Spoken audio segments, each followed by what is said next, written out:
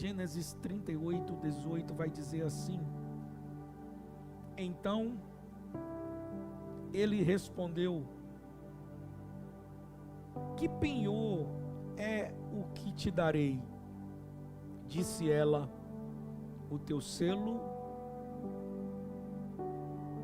o teu lenço e o teu cajado.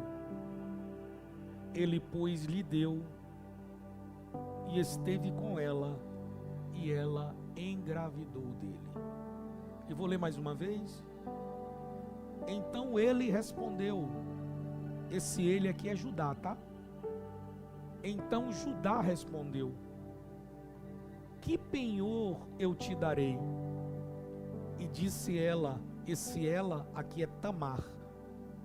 E disse Tamar: o teu selo, o teu lenço e o teu cajado. Ele, pois, lhe deu, e esteve com ela, e ela engravidou dele. Senta glorificando a Jesus. Diga assim comigo: selo. Vamos lá, igreja, diga comigo: selo. Diga lenço. Diga cajado. Diga isso mais uma vez: selo, lenço e cajado. Tá feio demais isso aqui. Bora consertar? Vamos lá, as mulheres comigo: selo, lenço e cajado. Os homens: selo, lenço e cajado. Agora todo mundo: selo, lenço e cajado. Pois bem, meus irmãos, no último culto eu trouxe uma mensagem falando sobre a vida de Judá. Quem é Judá? Judá é o quarto filho de um homem chamado Jacó. Jacó, que é filho de Isaac, que é filho de Abraão. Ou seja, Judá, ele é bisneto do patriarca Abraão. Judá, ele faz parte de uma linhagem da promessa que Deus havia feito ao homem. Certo dia, Judá, junto com seus irmãos, observa que o seu pai Jacó estava traçando, costurando uma túnica. E aquela túnica que Jacó fez, ele entrega para José. E no momento em que ele entrega essa túnica a José, ele diz que aquela túnica pertence ao filho que ele mais amava. O fato de Jacó ter entregue uma túnica especial a um filho fez com que todos os outros filhos sentissem inveja, ciúmes daquilo que José possuía. E a inveja é um sentimento muito perigoso. A inveja, ela não põe limites. A inveja, ela causa destruição. Todo invejoso, ele pode cometer atrocidades. Porque a inveja, por vezes, ela tira o limite do seu psicológico, que faz você atingir áreas perigosas na sua vida. Pois bem, certo dia José vai procurar os seus irmãos que estavam no campo a pastorear as ovelhas. E eles decidem então matar José. É aí que Judá entra na história. Judá entra na história porque ele não permite que os irmãos façam isso. Ele fala: gente, não vamos matá-lo, mas vamos vendê-lo. E ele entrega José. E José vai para o Egito. Eles voltam para casa e avisam o pai. Fala: pai, encontramos essa túnica ensanguentada, toda suja de sangue. Jacó identifica aquela túnica e fala: mas essa é a túnica que eu entreguei para o meu José. Essa é a túnica que eu entreguei para o filho que eu mais amava. É a túnica do filho do meu amor. O que foi que houve com meu filho José? Será que uma fera o comeu? Será que o atacou? A partir daquele momento, a Bíblia vai dizer que todos os irmãos de José, inclusive Judá, fizeram uma volta em torno de José, de Jacó, e consolaram e prantearam com Jacó a morte de José. Eles sabiam que José estava vivo, mas eles, para guardar o segredo, guardar a mentira, eles choraram, prantearam a morte de alguém que estava vivo. Só que não estava no caráter de Judá a mentira, ele não sabia guardar, e isso incomodou Judá. Só que ele sustentou. Ele sustenta a tal ponto de não conseguir permanecer entre os irmãos, porque se ele permanecesse por mais alguns dias, ele ia acabar confessando ao pai, e eles acreditavam que aquilo seria o fim de tudo, quando na verdade a mentira sempre vai libertar, a verdade sempre vai libertar, e a mentira sempre vai causar danos e frustrações. A Bíblia vai dizer, depois disso, já passamos do capítulo 37 de Gênesis, entramos no capítulo 38, é o momento então em que Judá fala: eu preciso sair daqui, eu preciso ir embora, porque eu não estou aguentando guardar essa mentira dentro de mim. Eu sei que meu irmão está vivo, eu sei que José vive, José não morreu. Vocês estão fazendo eu guardar isso dentro de mim, e isso está me sufocando. Eu preciso sair. Ele decide viajar, e nessa viagem, tanto lugar para José ir, tanto lugar para Judá ir, e Judá decide ir para Adulão. O que é que Judá foi fazer em Adulão? A terra do engano, a terra da enganação, a terra aonde as pessoas bajulam umas às outras. A palavra Adulão quer dizer bajular, bajulação. E todo bajulador, ele esconde a verdade. Por quê? Porque ele bajula, ele mostra uma coisa que na verdade ele não sente. Ele demonstra algo que não é real. O bajulador, ele só está contigo quando está tudo bem. O bajulador só está do teu lado quando as coisas estão dando certo. Quando começa a dar errado, ele vai embora, ele fala mal, ele critica. É próprio do bajulador atar críticas depois da temporada positiva. Depois que a comida acaba, depois que a água termina, é muito fácil apontar o dedo e procurar um culpado.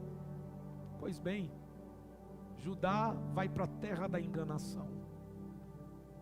Lá em Adulão, já que ele está lá, ele vai ver o que é que tem. Ele observa e vê uma mulher. A Bíblia nem cita o nome dessa mulher, apenas chama de mulher estranha. Ele se apaixona por essa mulher. Mas lá em Gênesis, no momento em que Abraão vai procurar uma esposa para Isaac, ele determina algo para sua família, que não poderia na família dele ter alianças, casamentos entre pessoas que fossem de povos diferentes. Ele faz o seu servo Eliezer jurar: prometa para mim que não vai encontrar para o meu filho Isaac uma mulher que não seja do nosso próprio povo. Judá sabia que na linhagem de sangue dele não se podia, era proibido. Foi o profeta, o líder maior, aquele a quem recebeu a promessa, o seu bisavô. É um decreto dentro da família.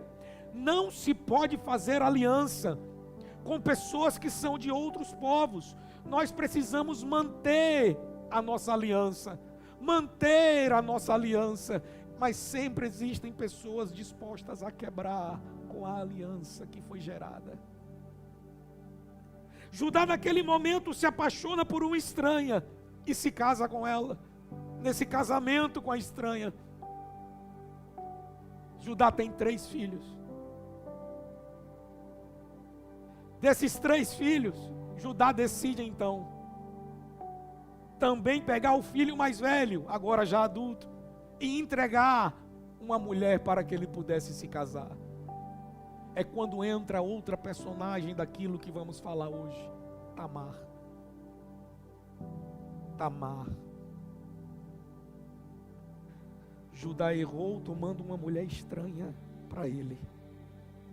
Em vez dele consertar o erro nos seus filhos, não. Ele decide levar os seus filhos também a errar. O momento mais perverso daquele que erra é quando ele começa a influenciar outras pessoas a cair no mesmo erro que ele cometeu. Foi isso que aconteceu. Tamar então é entregue, é dada para o seu filho mais velho. Onã então se casa com ela, então se casa com ela. Só que a Bíblia fala que Deus não se agradou de Er e matou. Não sabe-se o que foi que Er fez. Não sabe-se se Er é um mentiroso. Não sabe-se se Er era um ladrão. Não sabe-se se Er era um profanador. Mas a Bíblia fala literalmente, e Deus o matou. Pela lei do levirato, qual é a lei? Se o homem mais velho morre e ele não teve filhos com a sua esposa, aquele que for o mais velho da família assumirá aquele casamento. E o primeiro filho que eles tiverem vai ser dado como herança àquele que foi morto, para que o nome dele seja promulgado na terra. Então, o primeiro filho desse novo casamento não seria daquele homem, seria do seu irmão mais velho, que faleceu. Essa é a lei do levirato. Então, pela lei do levirato, o segundo filho de Judá deveria ser entregue a Tamar. Judá erra de novo. Ele poderia ter consertado no segundo filho.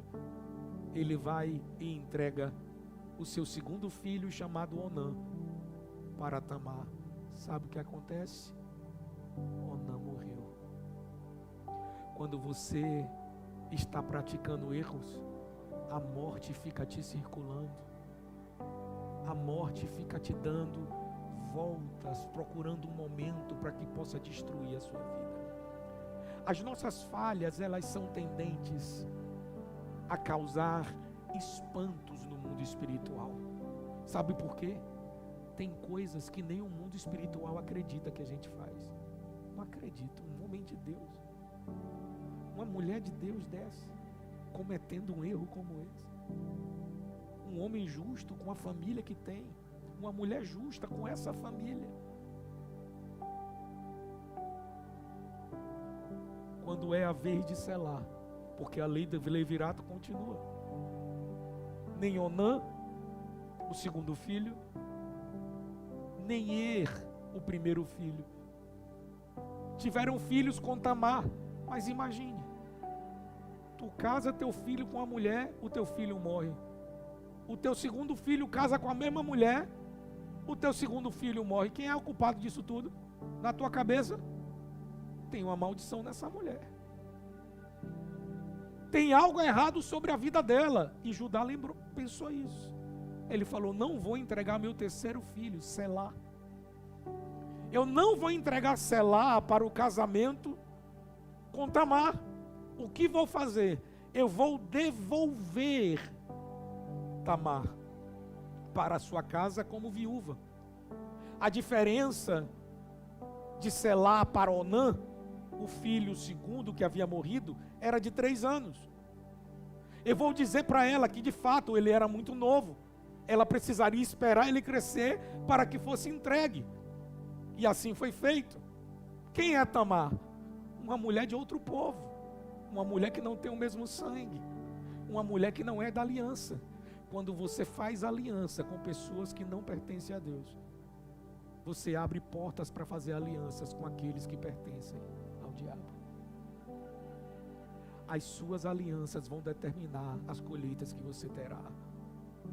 As suas alianças determinam o futuro que você vai ter. Se você se alia com pessoas que vão promulgar a paz, você será um homem de bem, um homem de paz, uma mulher de paz. Mas se você gera alianças com pessoas que te tiram do centro da vontade de Deus, o teu elo está rompido, a tua paz está perdida e a guerra está selada.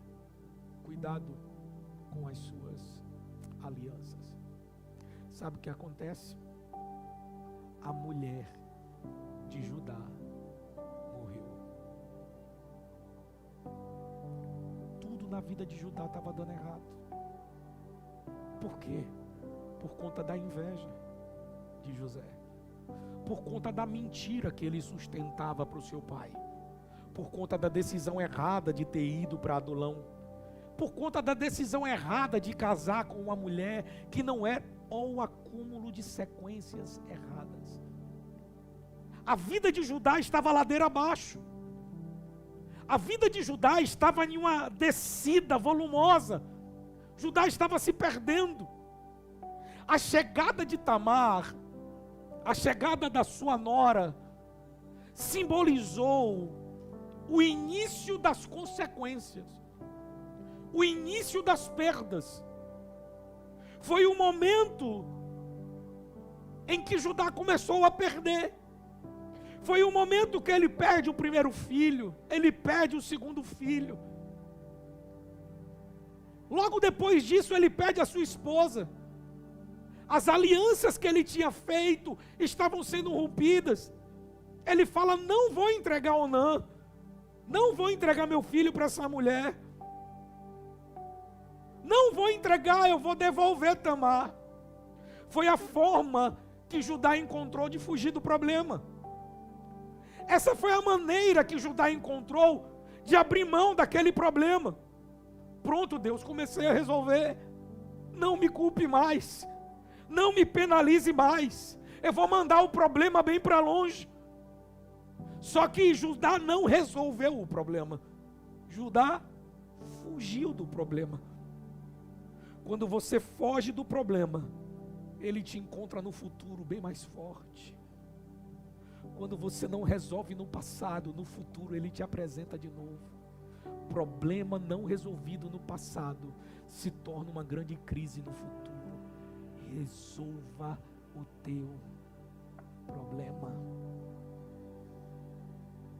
A dívida que não foi paga ganha juros. Quando você não resolve, a doença que era só uma bactéria, ela se torna grave. O beijo que foi dado se torna um caso.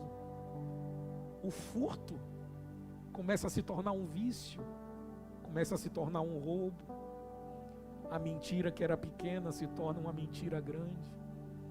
O adultério, que foi uma vez, começa a se tornar uma consequência, começa a se tornar uma sequência. Você começa a perder o controle. Problemas não resolvidos no passado tornam-se grandes problemas no futuro. Deus te trouxe aqui para dizer: eu estou pegando o teu problema na minha mão hoje.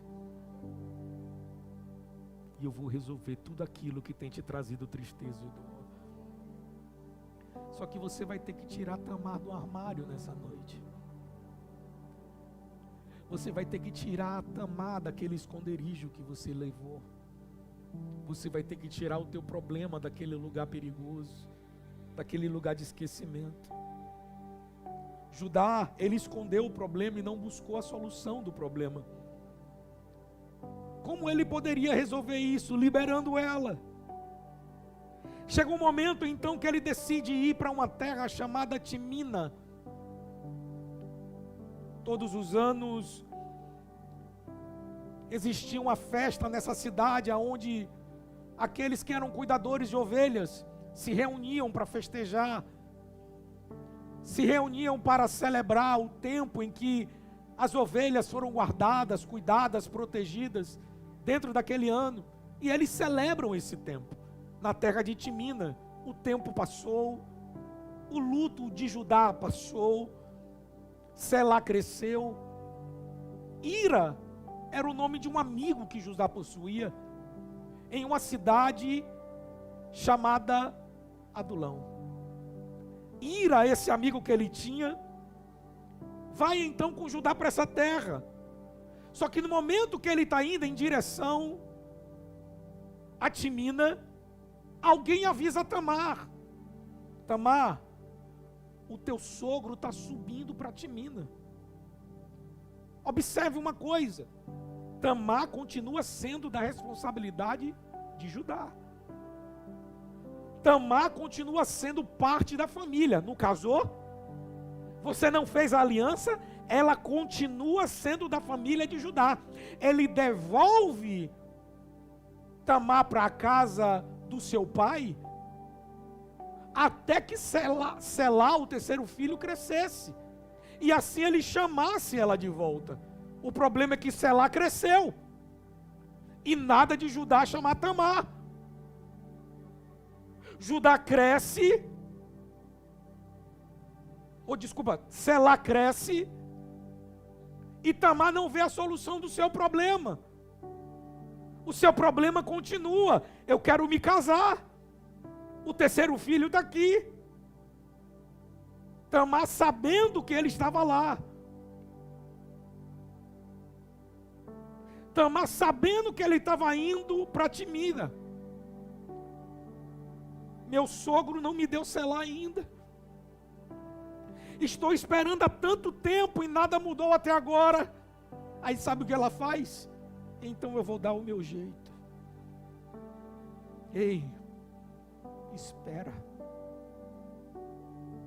Tem muita gente nessa noite que tem alguns planos que estão entulhados e está falando: já não aguento mais, eu vou dar meu jeito. Você quer um conselho? Espera. Não se precipita. Eu tenho uma palavra para te entregar nessa noite aqui. Arquiva o teu plano e fica com o plano de Deus. Pode estar demorando, mas espera. Pode estar sendo difícil, o tempo passando e você aguardando e nada muda, mas espera. Mas pastor, eu estou orando há 10 anos. Já tem 10 anos e Deus nada fez. Até agora está tudo igual. Eu vou dar o meu jeito. Espera. Não se precipite. Mas o meu casamento, pastor, eu vejo todo mundo se casando. Eu vejo todo mundo fazendo aliança e eu não me caso. Você quer um conselho? Espera. Pastor, eu já estou orando há tanto tempo e Deus não me responde nada. É muito tempo orando. Eu estou com ansiedade, nada está mudando na minha vida. Você quer um conselho?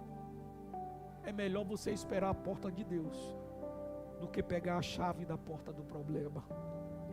Existem portas que você tem entrado que tem causado mais crise do que alegria, por conta da precipitação e da ansiedade.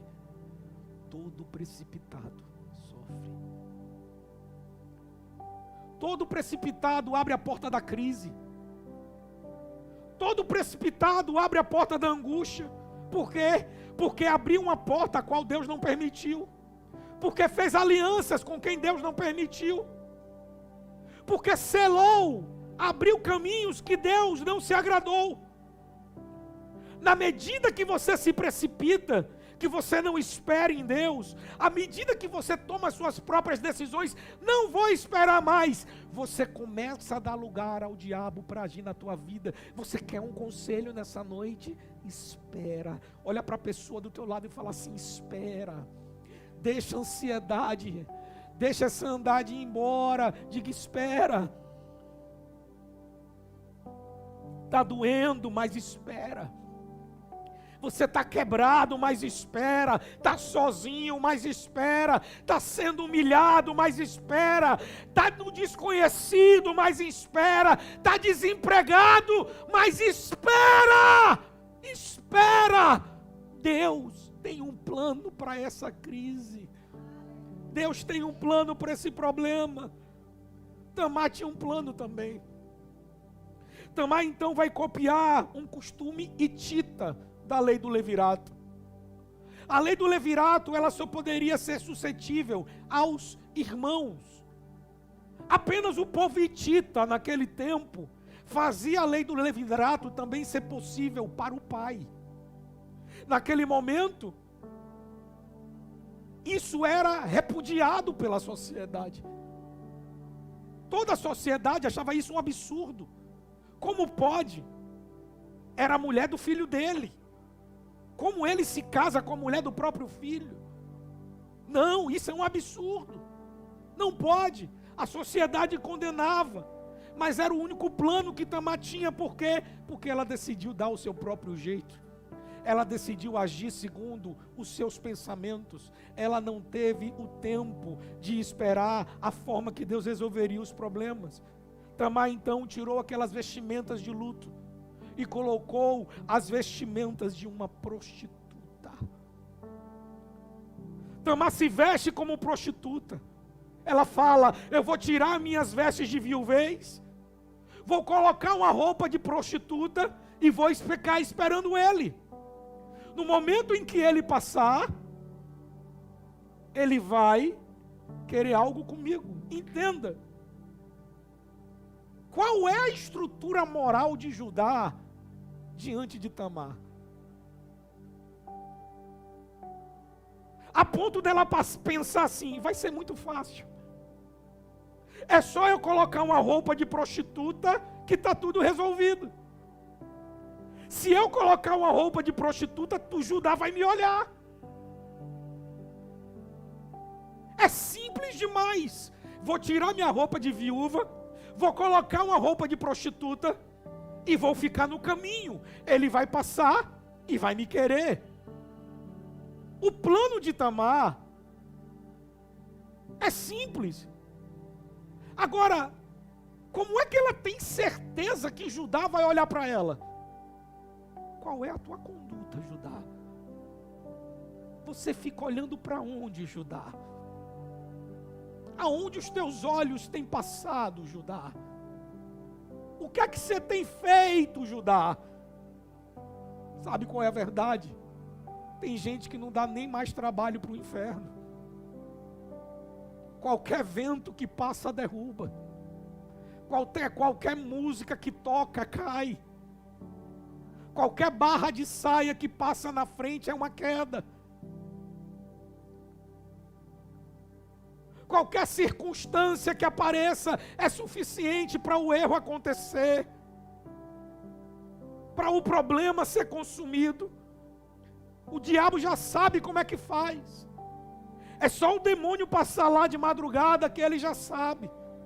Ele já sabe os sites que você acessa. Ele já sabe as conversas na madrugada que você tem. Ele já sabe os canais que você assiste. O diabo já sabe. O diabo sabe como derrubar você. O diabo sabe como te fazer cair. A verdade é que você tem sido tão fácil para o diabo, devido à sua falta de comunhão com Deus. Você faz quando dá. Hoje não deu tempo a orar. Então, Deus entende. Não, se não está dando tempo ler a Bíblia, Deus sabe. Deus sonda o meu coração. Deus tem observado a minha vida, então está tudo certo. Deus é bom.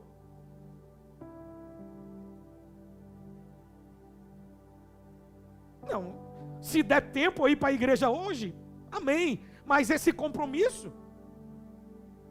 é só alguém chamar para qualquer coisa. Tudo é mais importante do que seu compromisso com Deus. O diabo já sabe. É só lançar o convite às 6 da tarde. É só colocar um engarrafamento um pouco maior. O diabo já sabe, é só colocar a roupa para não dar a roupa que estava pensando que ia vestir. O diabo já sabe, é só não dar tempo tomar banho. O diabo já sabe, é só não dar tempo, é só atrasar. O diabo sabe como te tirar da presença de Deus. O diabo sabe como forjar uma forma de te tirar da presença de Deus. Cuidado para você não estar caindo toda vez nas armadilhas do diabo. O diabo sabia como pegar Judá, é só colocar uma prostituta no caminho. Será que o seu problema não é igual? Será que seu problema não é o mesmo?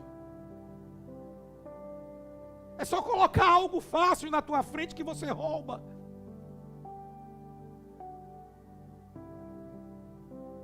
É só qualquer trambicagem aparecer que você faz.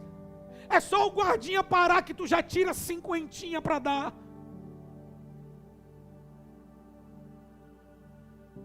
É assim que você serve a Deus? É desse jeito que nós estamos dando testemunho? Nós temos sido referência? É desse jeito que nós estamos fazendo a diferença? É por isso que cada dia mais o evangelho é escarnecido no mundo. É por isso que a cada dia nós somos chicoteados, nós somos escarnecidos, cuspidos ao rosto, porque não damos testemunho de quem somos em Deus, porque não somos referência para ninguém. A igreja precisa voltar à santidade geral.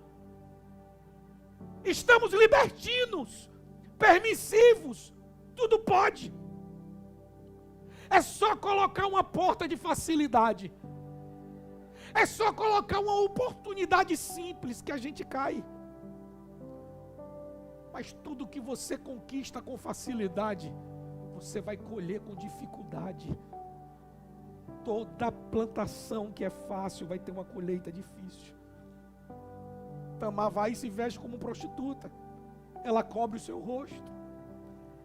Ela sentou em um lugar aberto, no caminho, e lá vem Judá.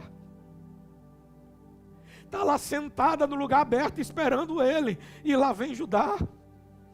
Ô Judá, volta para a casa do teu pai.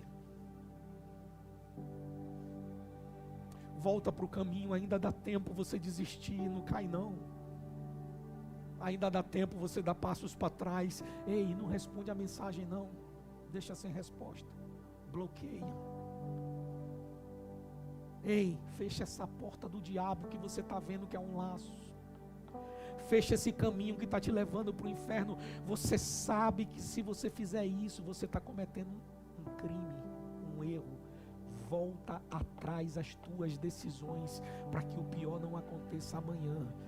Toda semente lançada com facilidade, vai haver uma colheita de dificuldade. As sementes que você tem plantado vai determinar onde você vai chegar. Então volta para casa ajudar. Eu sei que lá é difícil. Lá vai ter teus irmãos. A casa do teu pai é difícil, mas é a casa do teu pai. Lá, querendo ou não, você está protegido. Seus irmãos não são perfeitos, mas são seus irmãos. São seus irmãos. Volta para a casa do teu pai. Só que Judá está cego espiritualmente. E todo cego espiritual não consegue enxergar nada. A Bíblia fala que Judá vai passando entre duas fontes. E quando ele olha, ele enxerga a prostituta. Mas Tamar é prostituta, sim ou não? Tamar é prostituta, mas está vestida como prostituta. Olha para mim, por favor. Me perdoa. Mas quem se veste como prostituta é tratada como prostituta.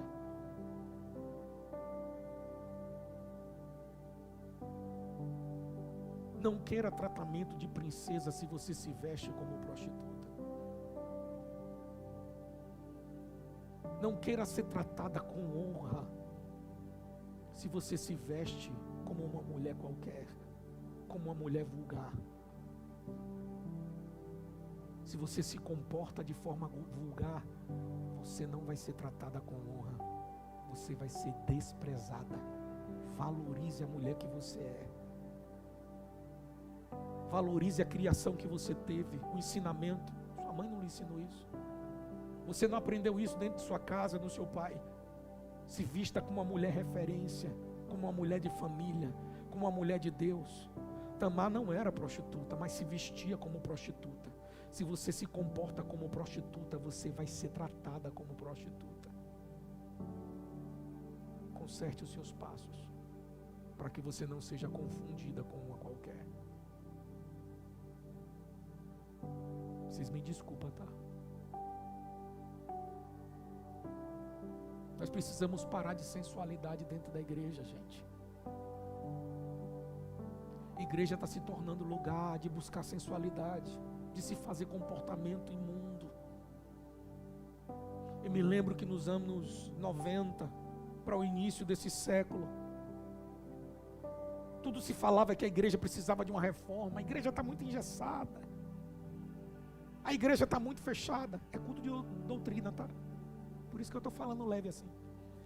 A igreja está muito difícil de transitar por dentro, é muita regra. Naquele tempo que era bom e a gente não sabia, a santidade precisa voltar para os altares. Se perdeu o temor pelo altar, a libertinagem começou. Pastor hoje é o brother, é o parceirão. Chega de imoralidade dentro da igreja, chega de profanação dentro da casa do Senhor, chega de abusos como nós temos feito. Judá olhou e falou: oh, é uma prostituta. Identifica. A prostituta colocava um véu sobre o seu rosto. Ele não identificou Tamar. Ele não a reconheceu,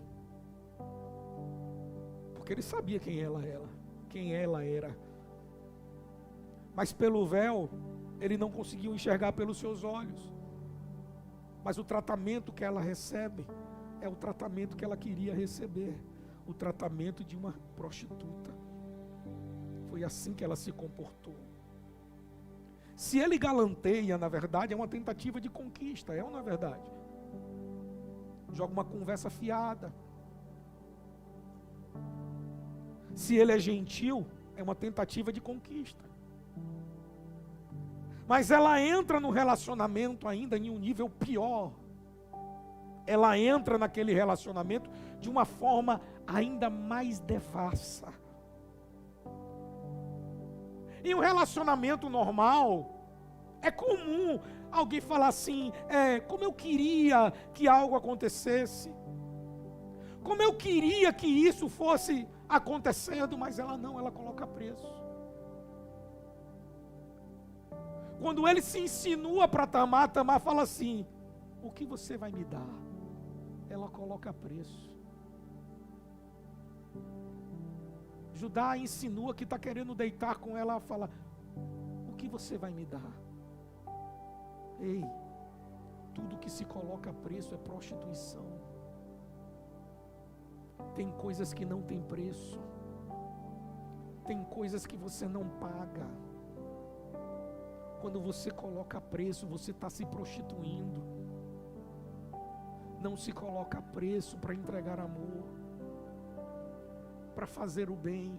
Não se coloca preço para pregar o evangelho. Não existe preço para pagar para pregar o evangelho.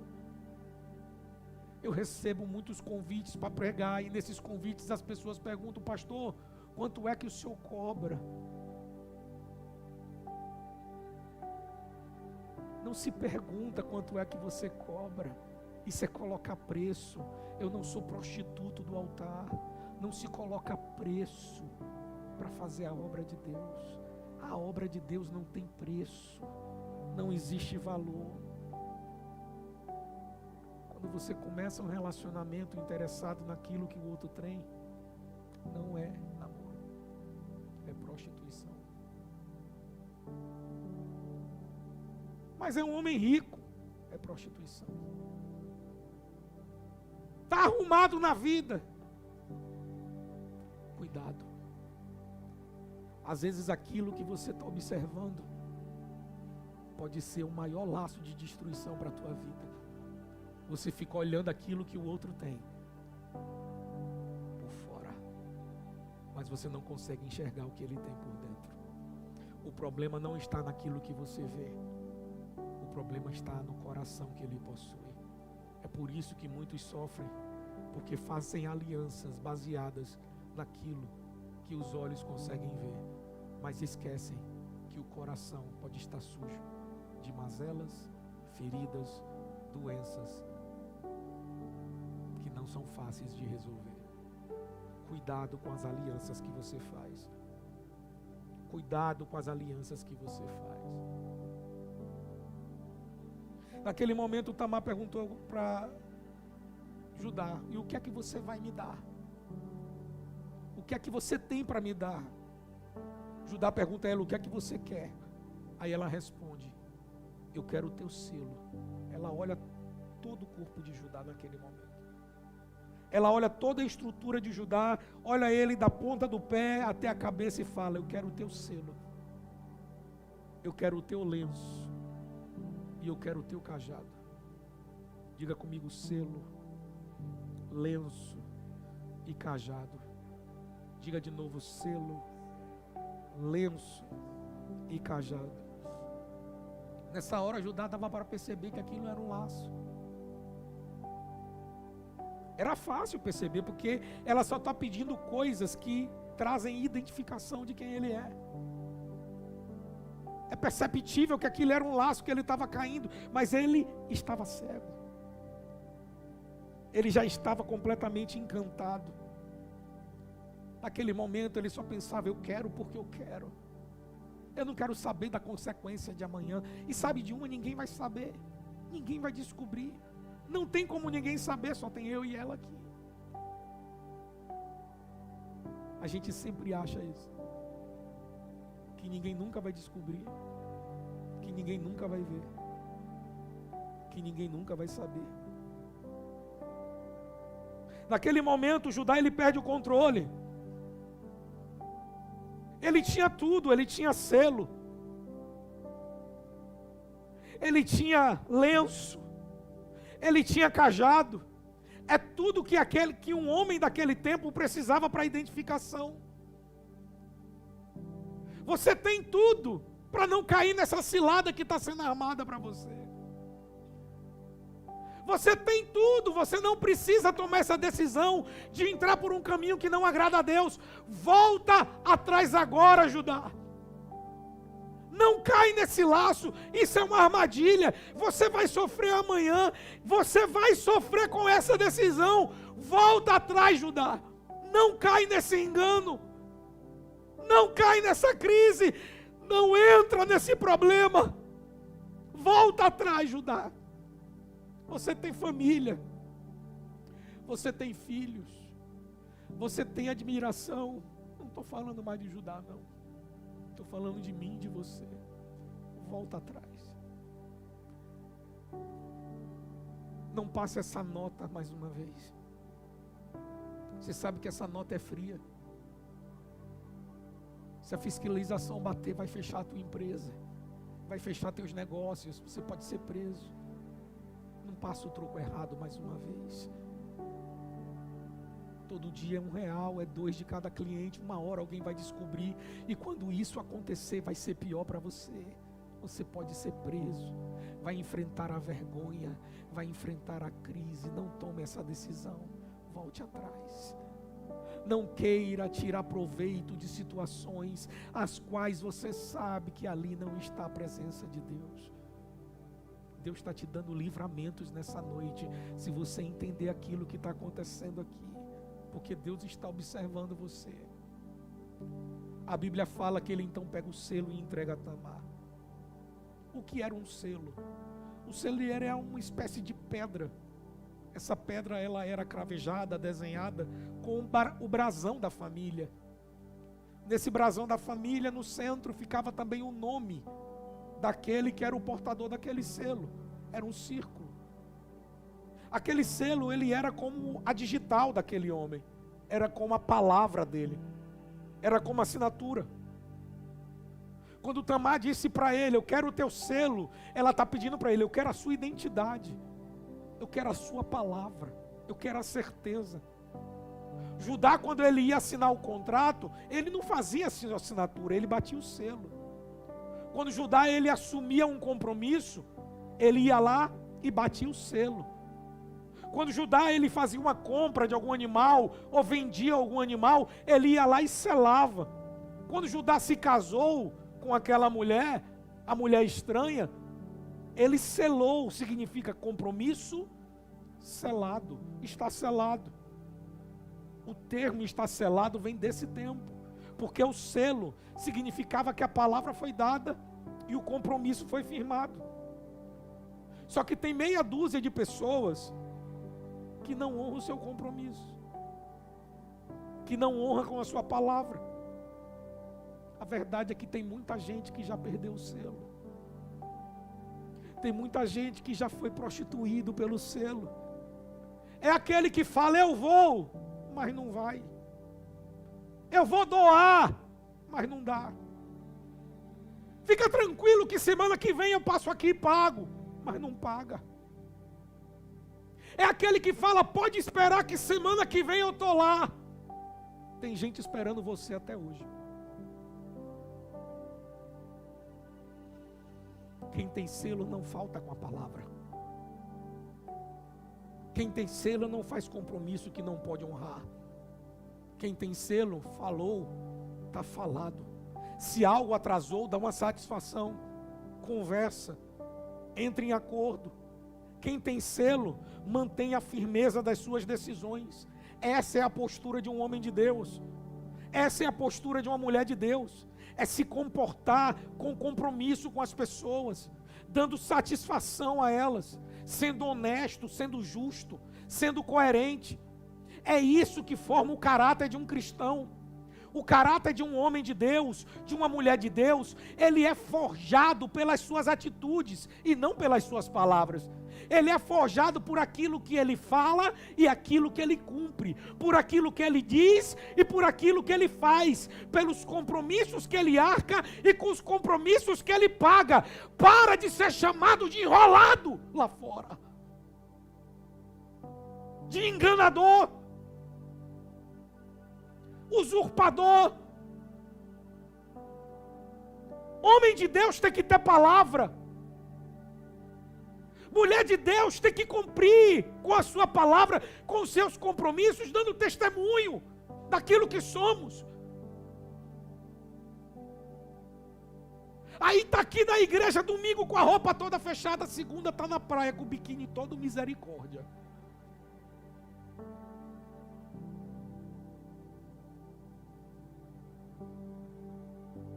Dê testemunho, seja referência.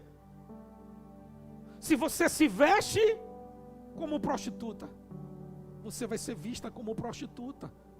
Se você se veste como homem de Deus, você vai ser visto como homem de Deus, mas não um bocado de velho querendo se vestir todo de novinho. Um bocado de homem casado, de compromisso, de aliança no dedo, querendo se fazer de besta para as meninas aí fora. Vilipendiando o nome de Cristo, usurpando da graça. Tem limite. Deus mata. Onã morreu. Morreu. Aí depois que morre, vai ter gente que vai dizer assim: foi uma bala perdida, foi uma doença. Não, foi Deus que matou. É porque para ser Deus você quer uma coisa sobrenatural, uma luz branca aparecer. Oh, matarei você. Não.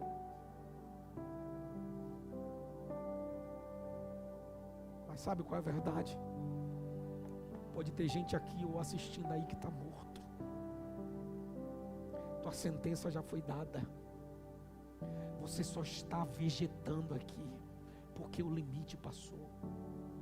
Essa palavra pode ser a tua última chance, a tua última oportunidade. Se conserta.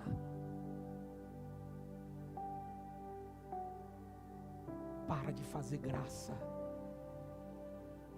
Chegou a hora de você ser referência. Foi para isso que Deus chamou você. Deus chamou você para ser referência.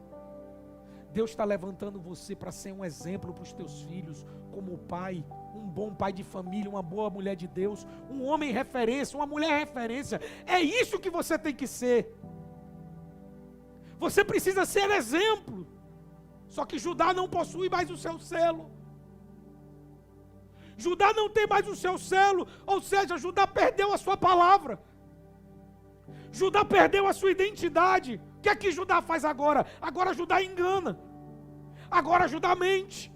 Agora Judá faz alianças com um povo que não é dele.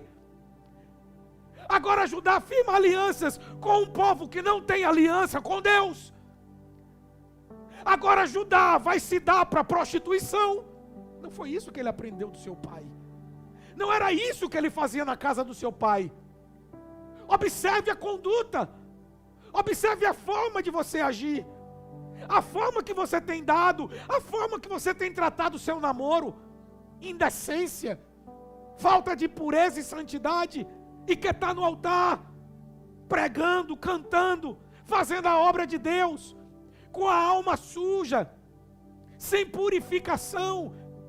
Sem santidade, sem expressão de adoração, sem unção de Deus, é um sepulcro caiado, morto. É por isso que a palavra não flui, é por isso que o louvor ninguém adora, é por isso que não faz diferença nenhuma, é porque você está morto.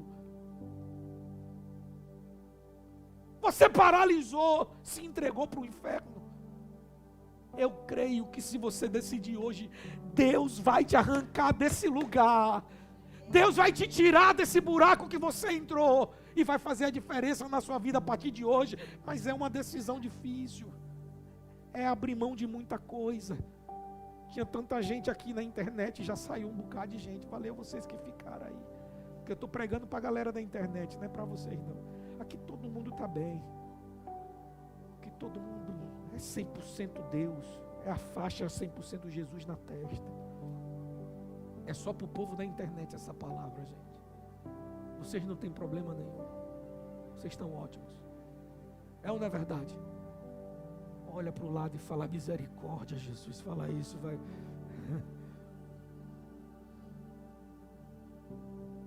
Se tiver um homem de Deus ou uma mulher de Deus do teu lado, olha no olho dela aí agora. Fala assim, ó, honra com a tua palavra. Fala assim, fala mesmo, fala honra com a tua palavra.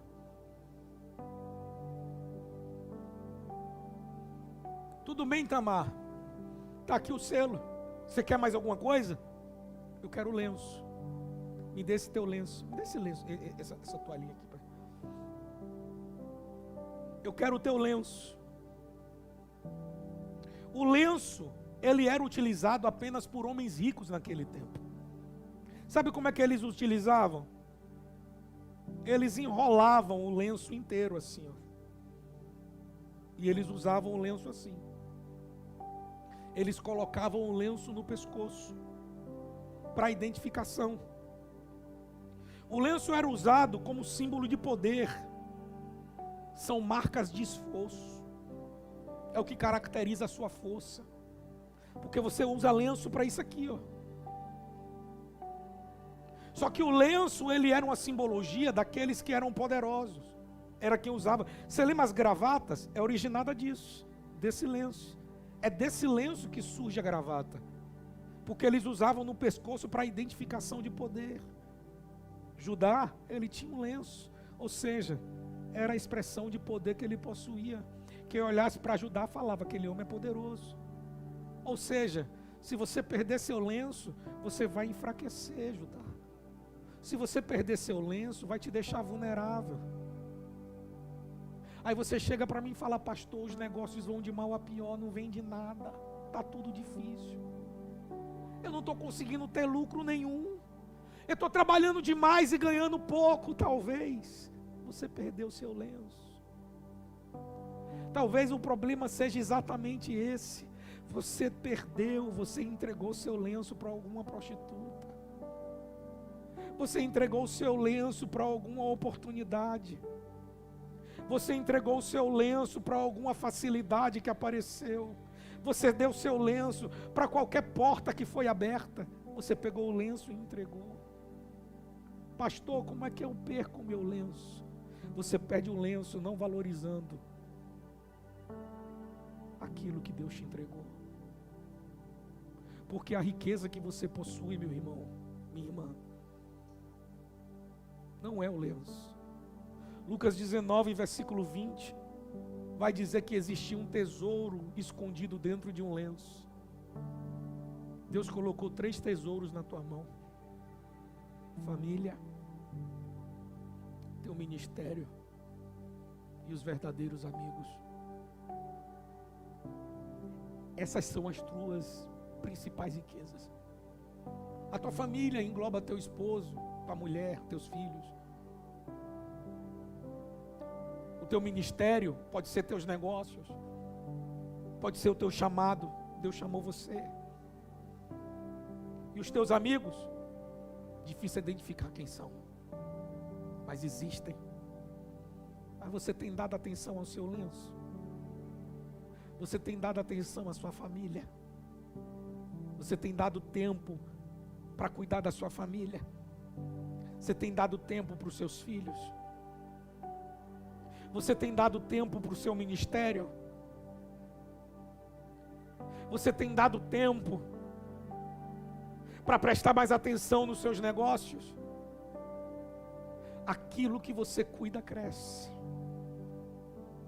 Aquilo que você trata com amor cresce. Se você ama aquilo que você faz, é mais fácil você ter sucesso naquilo que você está fazendo. Você tem sucesso na medida que você trabalha para trazer o crescimento. Então, à medida que você trabalha, você vai ter resultado. O poder que o lenço traz não é o relógio que está no teu braço, não é o carro que você usa, não é os produtos da Victoria's Secret que você tem. O poder que você tem não está no óculos escuro de marca ou na bolsa da Carmen Stephens. Não sei se é assim que fala o nome desse negócio. Não é aí que você demonstra o seu poder. O seu poder está quando sua família está em paz, quando o seu lar não está enfrentando crise. O seu poder é encontrado quando o teu ministério é reconhecido, quando as pessoas veem Deus na tua vida, quando as pessoas entram na tua empresa e falam: eu já gosto de comprar aqui, eu sou bem tratado, os teus funcionários estão felizes, a tua empresa caminha bem.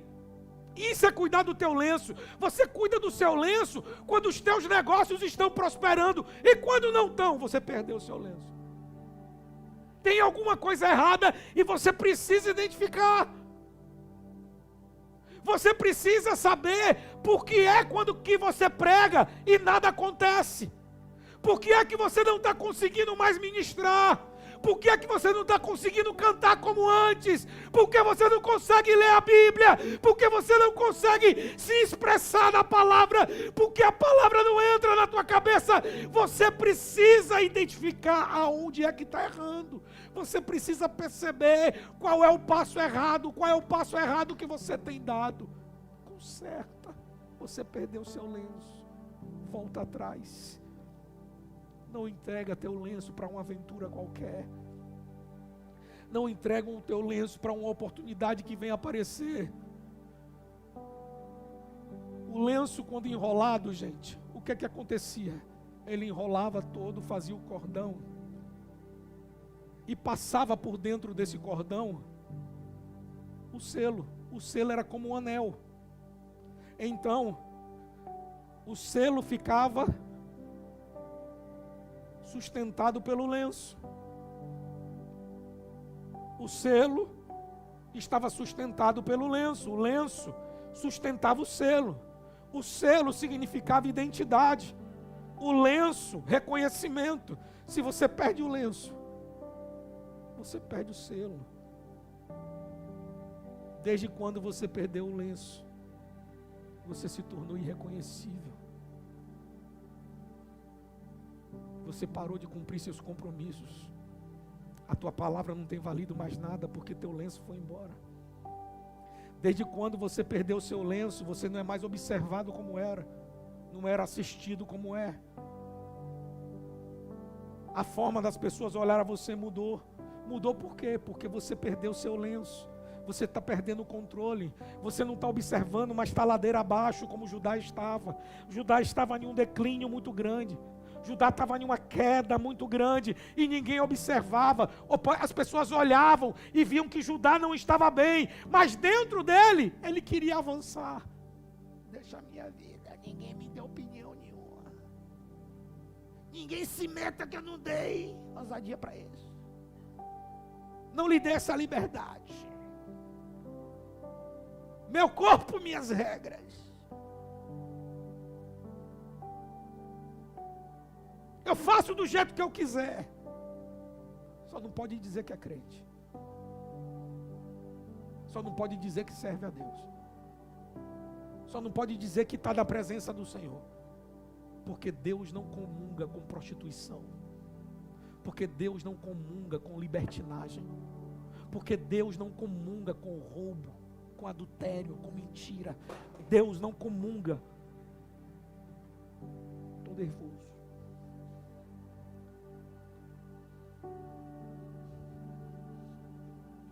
A verdade é que você não ora mais como você orava. Você não mais lê a Bíblia. Você não prega mais com aquela mesma força que você pregava. Você não se expressa para Deus, você não adora. Você está cantando uma música, você não está mais entrando na canção. Você nem chora mais na presença de Deus. Você não acorda mais de madrugada para falar com Ele. Hoje não pode ser só mais uma mensagem, gente. Tem que ser uma decisão na sua vida. Esse culto de doutrina tem que ficar marcado dentro da sua alma para você falar: eu quero o meu lenço de volta, eu quero o meu selo de volta. Tem gente que falava de você: rapaz, fulano era tão legal, mas agora está chato, está amargo, está um fofoqueiro terrível, só fala da vida dos outros. Está difícil andar com fulana, está difícil andar com cicrana. Era uma pessoa tão agradável, mas só senta perto da gente para chorar miséria, para falar de problema, para trazer uma crise nova. Tem gente que era uma bênção, mas está se tornando maldição. Tem gente que era alegria quando chegava, mas está se tornando um tormento para os amigos. Você vai acabar sozinho. Por quê?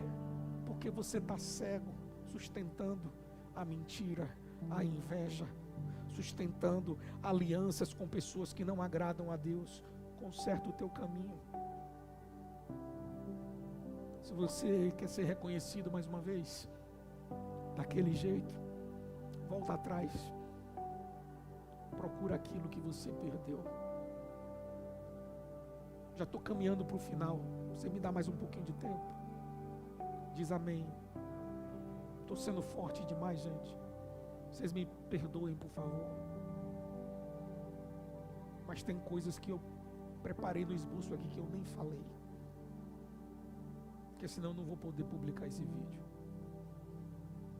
Mas a igreja está precisando de um conserto. Eu estou precisando de um conserto.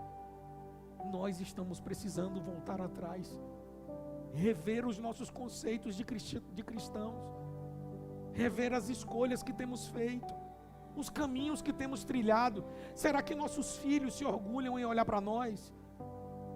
Será que as gerações mais novas olham para nós e nos têm como referência? Como nós tínhamos de nossos avós? Será que as pessoas nos observam com os olhares de alegria ou repudiam as nossas condutas? Ou estão abismadas com aquilo que nos tornamos? Tinha tudo para ser uma pessoa boa, mas olha para isso. Olha com quem está andando fulano. Meu Deus do céu. O problema não é a pessoa que começou a andar, é você que está sendo uma referência para ele. Meu Deus. Nós estamos trazendo as pessoas para a igreja para dizer: não, lá pode. A parede é até preta.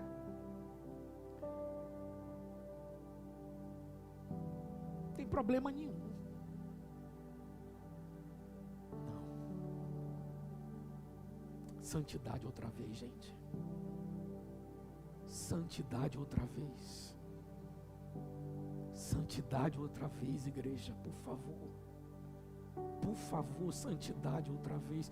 Vamos voltar ao tempo da oração de madrugada. Voltar às vigílias com aquele fervor. No momento da adoração, entrega a tua alma. Volta a fazer a leitura da palavra. Nós estamos vacilantes. nós estamos negligentes com a nossa obra, a obra que Deus confiou a nós. Deus nos entregou missões, Deus nos deu direcionamento, e nós abrimos mão daquilo que é divino para viver aquilo que é da carne.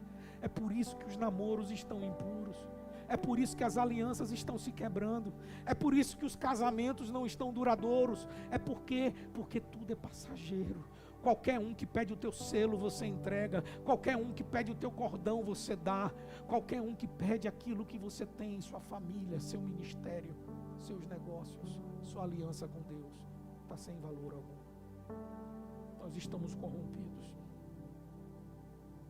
Quando Judá pensou que acabou, Tamar chega para ele e fala: me dá o teu cajado. Eu quero o teu cajado. Sabe o que significava o cajado, gente? O cajado, ele era esculpido pelo seu próprio dono. Não se comprava um cajado numa loja. Para se ter um cajado, você tinha que fazer o seu próprio cajado. Judá esculpiu o seu próprio cajado. Ele teve trabalho para fazer. Ali possuía as marcas dele e as suas iniciais. Todo mundo que visse aquele cajado sabia que aquele cajado era de Judá. Era a maior identificação de um pastor de ovelhas. A maior identificação de um homem era o seu cajado. O cajado não podia ser emprestado. O cajado não poderia ser vendido. Você não poderia trocar seu cajado com outra pessoa. Por quê? Porque estava identificado que aquele cajado lhe pertencia. Mas quando se fala de cajado, você lembra de quê? Fala para mim. Lembra de quê? De quê? Ou seja, o cajado está relacionado ao seu chamado. O cajado está relacionado a você como cristão dentro da igreja, ao seu comportamento. O cajado está relacionado ao que você tem feito com o chamado que Deus colocou nas tuas mãos. O cajado, ele é relacionado com o seu compromisso com a igreja, com o seu compromisso com a casa do Senhor. O cajado, ele é relacionado com aquilo que Deus te deu como dom. Às vezes você sabe cantar, mas não está aqui no louvor. Você sabe tocar, mas não vai colaborar no louvor. Você tem um dom para pregar, para ministrar, mas não ajuda em nada. Quem sabe você pode fazer parte do grupo de dança. Quem sabe você pode vir para a reunião de homens, pode ajudar na equipe de mídia, a sala das crianças, instrução dos nossos filhos. Às vezes Deus te deu capacitações, te deu qualidades, fez de você referência. E o que você tem feito com aquilo que Deus te deu? Esse descuido, essa falta de compromisso, causa um desrespeito. Isso quebra o protocolo. Isso quebra e rompe com a aliança. Depois que ele entregou o cajado, a Bíblia vai dizer que Judá foi e se deitou com Tamar. E ela engravidou. É a nora dele. É a lei do levirato hitita. Só que ela não falou. Eles se deitaram, ela pegou o cajado, o selo e o lenço e foi embora. Levou. Judá foi para a casa dele. Qual era o acordo que eles tinham? Depois eu vou te trazer uma ovelha, eu te entrego a ovelha e você me devolve. Você me devolve meu cajado, meu selo e meu lenço. Ele chega então para aquele amigo dele, Irã era o nome do amigo.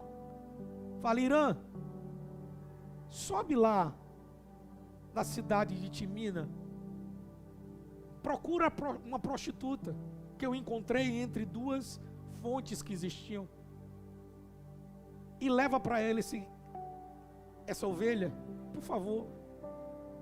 O que é que o amigo de Judá devia dizer para ele? Mas Judá, que papelão, você é um homem de respeito, um homem de responsabilidades, um pai de família. Como é que você se presta a um papel desse? Como é que você se envolve dessa forma? Como é que você faz isso, Judá? Mas não, Irã não falou isso. Sabe por quê? Porque lá em Adulão é a terra da bajulação. Porque adulamita não é amigo. Adulamita é comparsa. E comparsa dá suporte ao pecado que o outro comete. Comparsa é aquele que encobre. Fala, pode ir que eu não falo nada não. Ó, bora juntar aqui, tu fala pra ela isso, viu? Bora combinar aqui pra nós dois falar igual. Bora combinar, tu vai dar essa resposta lá em casa. Não fala diferente disso não, porque senão vai ter problema. Amigo de verdade é aquele que fala a verdade na cara. Amigo de verdade é aquele que te livra do erro, e não aquele que te leva para o crime, e não aquele que te leva para a prostituição. Amigo de verdade não é aquele que te leva para viver uma mentira, não é aquele que leva você para viver diante das vaidades da vida, se corrompendo, se prostituindo, vivendo as adversidades que você tem. Judá, volta para casa. Encerra com isso. Se você estivesse na proteção do seu pai, isso não ia acontecer. Volta para a tua casa. Você vivia na igreja, no altar. Hoje o assunto da tua vida é imoralidade. O assunto da tua vida é vaidade, é mentira, é traição. O assunto da tua vida, você não fala mais de louvores com seus amigos. Você fala das músicas das pessoas mundanas. Você é referência para quem? O que é que faz de você uma referência? O adulamita vai até lá e não encontra a prostituta. Aí ele vai e volta com a ovelha na mão. Judá pergunta para ele, o que foi que houve, Irã? Por que a ovelha está na sua mão? Ele falou, eu não encontrei a prostituta. Aí o tempo passa. E sabe, quer saber uma coisa? O tempo sempre passa. E a gente sempre acha que não vai dar em nada. Já esqueceram, já passou. Passa tanto tempo que a gente fica achando que não vai para lugar nenhum. Que não vai ter consequência nenhuma. O tempo passa e a gente fica achando que as coisas vão continuar como estão. O tempo passa e a gente fica achando que as situações não vão mudar. Que nada ninguém descobriu, ninguém vai saber. A Bíblia fala que passaram-se 3 meses. E chega então a notícia na casa dele. Judá, Tamar está grávida. Ele era o responsável por ela. Judá continuava sendo responsável. E sendo responsável por ela, era ele que ia dizer qual o castigo que ela receberia pelo ato que cometeu. Ele olha para ela e fala, é o quê? Tamar está grávida? Manda queimar. Pode mandar queimar. Sabe o que é que me choca no meio disso tudo? Judá sabia o erro que ele tinha cometido. Judá sabia que ele tinha cometido o erro igual, tudo bem. Ele não sabia que era com Tamar, mas ele se envolveu em prostituição. Como é que alguém que sabe o estado que está, tem coragem ainda de queimar outra pessoa? Como é que alguém que sabe o erro que está cometendo, que está nadando na lama, tem coragem ainda de apontar o erro de outra pessoa? Chegam então a Tamar e fala, você vai ser queimada. Ela diz, eu vou ser queimada? Mas eu quero dar uma palavra antes. Você já pensou se todo mundo que a gente queima, que a gente fala mal, antes de ser queimado, ouvisse aquilo de bem que ela fez por nós? Porque lembrar do que fez de mal, todo mundo lembra. Mas lembrar das noites que te ajudou, das vezes que te ajudou. Tamar chega e fala, eu quero dar uma palavra. No meio de todo mundo, antes de ser queimada, eu quero dar minha última palavra. Pode dar, Tamar. Sabe quem é o pai? Sabe quem é o pai dessa criança? Judá pergunta: quem? Eu quero saber. O dono desse cajado, o dono desse lenço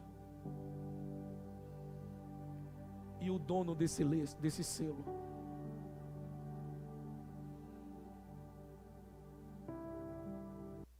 Judá identifica o cajado, Judá identifica o lenço.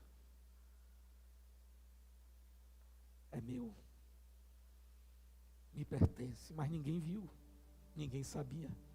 Ei, até nessas horas Deus te dá uma chance, Ele não te expõe.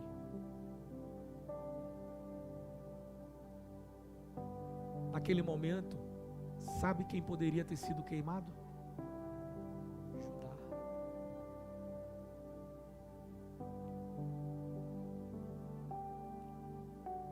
Ele chega e fala ali: essa moça é mais justa que eu, ninguém vai ser queimada mais.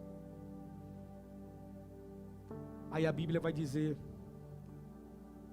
no versículo 26, é um ponto muito importante para aqueles que querem o selo, o cajado e o lenço de volta.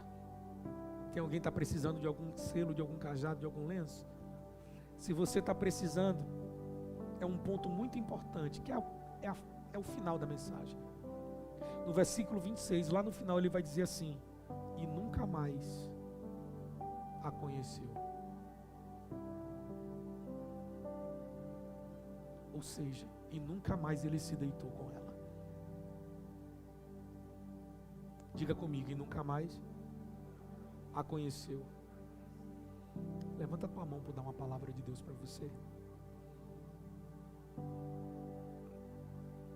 Fecha os teus olhos. Escuta a minha voz. Avise a Tamar que nunca mais vai acontecer.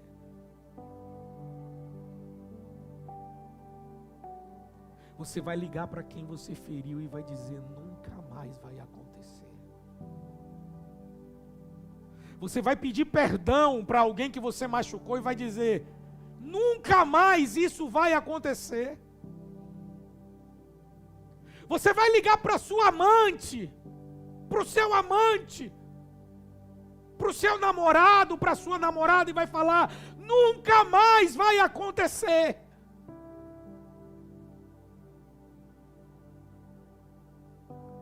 É preciso abrir mão do pecado para que a graça possa voltar a existir. É preciso abrir mão daquilo que está te sujando para que as águas purificadoras possam voltar a te lavar. Você só é purificado quando abre mão do pecado. Você só é limpo quando as águas do Espírito passam sobre a sua vida e purificam você. Agora escuta aqui. Nunca mais vai acontecer de novo. Diga isso para dentro de você agora: nunca mais vai acontecer. Diga: nunca mais eu vou fazer isso, Deus. Fica de pé em nome de Jesus. Coloca a mão no teu coração, por favor. Eu só quero orar por você agora. Eu só quero fazer uma oração.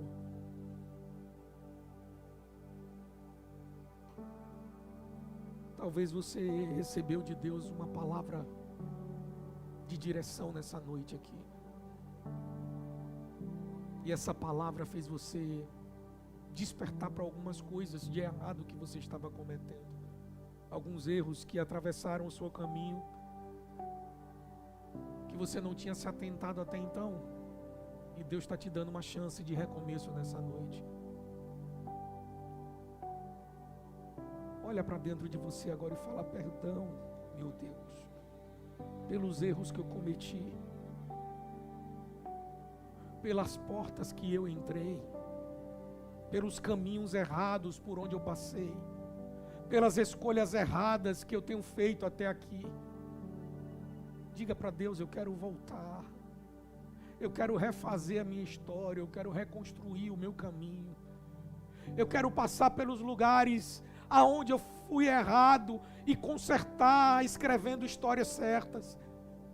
Eu quero refazer o relacionamento com aqueles que eu quebrei, aqueles a quem eu feri, pessoas com quem eu me envolvi e que falhei nos meus relacionamentos, as traições que eu cometi, os pecados que eu cometi, as portas que eu abri que não deveriam ser abertas, as alianças que eu fiz que não deveriam ser feitas. Peça perdão a Deus.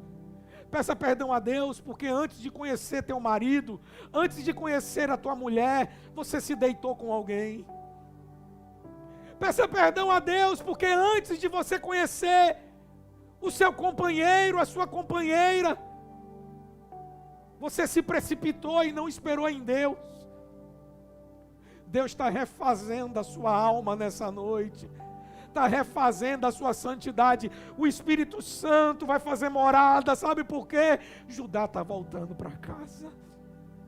Judá não vai continuar mais naquela terra, Judá vai voltar para casa hoje, purificado, com a alma diferente, com a mente lavada, completamente pronto para recomeçar.